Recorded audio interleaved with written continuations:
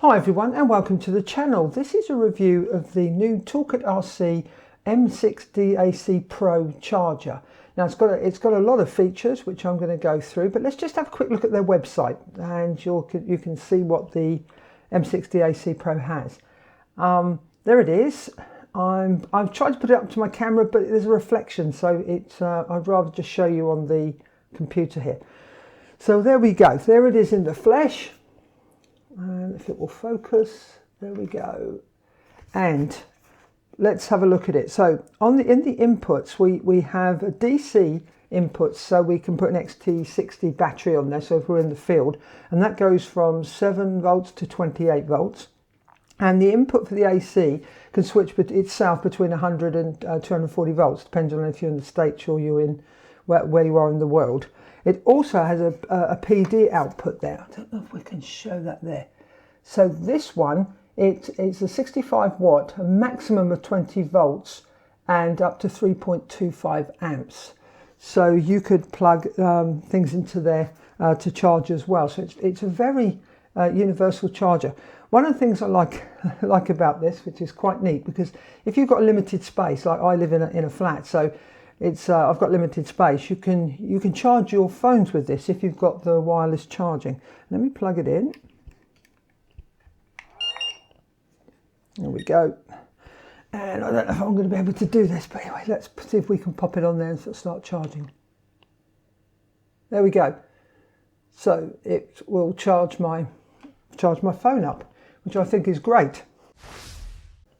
Another nice feature it has is it's quite eco, because if you leave it on, it actually comes up and tells you you should turn it off. So I'll just leave it on for a little while to see what happens. I did do some tests. I normally, with a charger, I just go through it and, in a review, what can you say about a charger? If it charges the batteries, it charges them. But it's, with me, it's how quick it does it or slow it does it.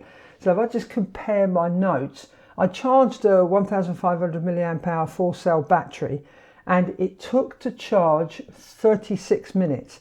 Now on the front, it's got, if I can point here, it's got LEDs. So when you plug a battery in, it will be, I think it's green for charging, red for charging, and green when it's finished. And I also discharged the battery, which obviously most of the time we like to fly our models and then not have to do that, but just bring them back into storage voltage. But it was, let me look at my notes again. It took 31 minutes to bring the battery down to the storage voltage. And the fan was quite not excessively noisy compared to other chargers. So if it was sitting on your desk, it might be a little bit noisy, but not too excessive. Now, if we take a look at the front of the charger, it's obviously quite simple. We've got the XT60 inputs because we can charge 2 batteries at the same time, and we've obviously can do 6S. You can see where we can put the balance lead in. Now, the controls are very simple to use. It's got one button and a scroll wheel. So you will use this button here to change which side you're charging, and then you click on the scroll wheel and you'll see the options. Now these are, I'm not going to go into these, but you can pick the different types of battery, the amount of charge you're giving, and what charge voltage that the battery is going to be charged to. So I'm just waiting to see if it comes up and it tells me you need to turn it off. Whilst I'm waiting for that, let's go and have a quick look at the website and get the specs. You can see there are 2 versions. There's the Pro version and the V2 version. Now I did have the M6 old charger, which was very good charger. I would expect this to be the same, but for reliability. But you can see here we've got the Pro version is 300 watts AC and 800 watts DC. It can do 16 amp by 2, or if it's synced, it can charge at 25 amps.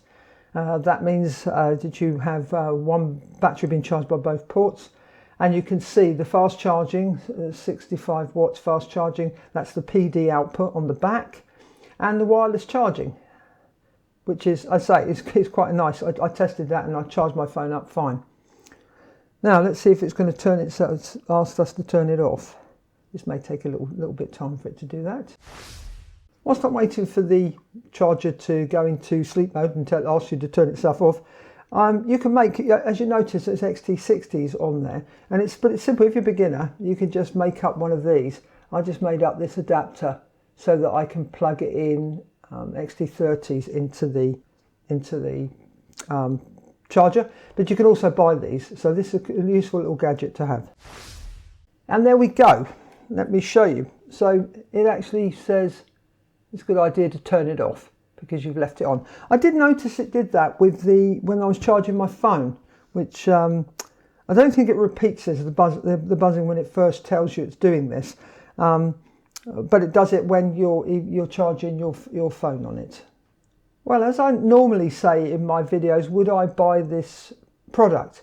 And I would, but because of the history with ToolkitRC and the previous chargers I've had have been excellent. So I would expect this to be the same. But obviously I haven't tested it over a long period. But when I charged the batteries, it worked flawlessly. So yes, I would recommend it. Well, thanks for watching this video, and if you enjoyed it, please give it a thumbs up. If you didn't, give it a thumbs down. And if you have any questions, please leave them in the comment section below, and I will try to assist you. Thanks for watching. Happy flying. Bye for now.